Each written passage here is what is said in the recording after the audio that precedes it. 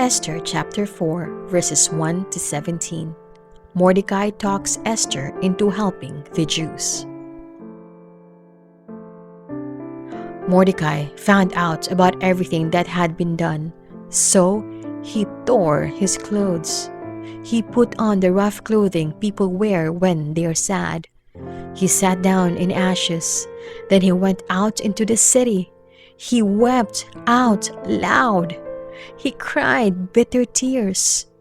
But he only went as far as the palace gate.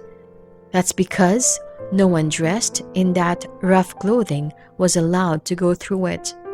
All the Jews were very sad. They didn't eat anything. They wept and cried. Many of them put on the rough clothing people wear when they're sad. They were lying down in ashes.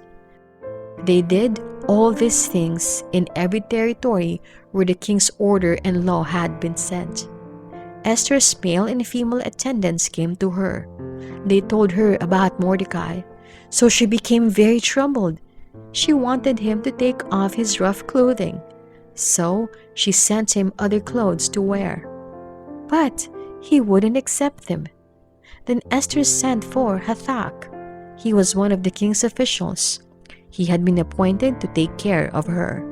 She ordered him to find out what was troubling Mordecai. She wanted to know why he was so upset. So Hathach went out to see Mordecai. He was in the open area in front of the palace gate. Mordecai told him everything that had happened to him. He told him about the exact amount of money Haman had promised to add to the royal treasures. He said Haman wanted it to be used to pay some men to destroy the Jews. Mordecai also gave Hathach a copy of the order. It commanded people to wipe out the Jews. The order had been sent from Susa. Mordecai told Hathach to show the order to Esther. He wanted Hathach to explain it to her.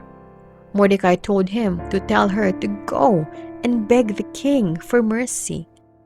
Mordecai wanted her to make an appeal to the king for her people. Hathach went back and reported to Esther what Mordecai had said. Then Esther directed him to give an answer to Mordecai.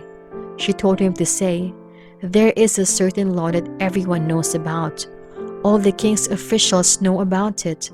The people in the royal territories know about it. It applies to any man or woman who approaches the king in the inner courtyard without being sent for. It says they must be put to death. But there is a way out. Suppose the king reaches out his gold scepter toward them. Then their lives will be spared. But 30 days have gone by since the king sent for me." Esther's words were reported to Mordecai. Then he sent back an answer. He said, "You live in the king's palace, but don't think that just because you are there, you will be the only Jew who will escape. What if you don't say anything at this time? Then help for the Jews will come from another place, but you and your family will die. Who knows?